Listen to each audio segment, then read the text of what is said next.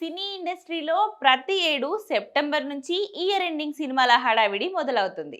వరుస పండుగలు, వినాయక చవితి, దీపావళి, క్రిస్మస్ అలా వరుసగా పండుగ సీజన్ ఉండడంతో చాలా మూవీస్ రిలీజ్ అవుతూ ఉంటాయి.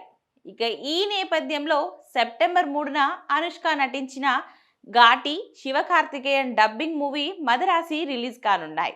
ఇప్పటికే పలుమార్లు వాయిదా పడిన ఘాటి ఈసారి తప్పకుండా అదే వేటుకు రానున్నట్లు తెలుస్తుంది.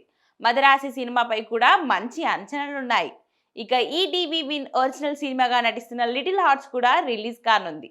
ఈ మూడు సినిమాలు బాక్స్ ఆఫీస్ నుంచి ఇంట్రెస్ట్ కలిగిస్తున్నాయి.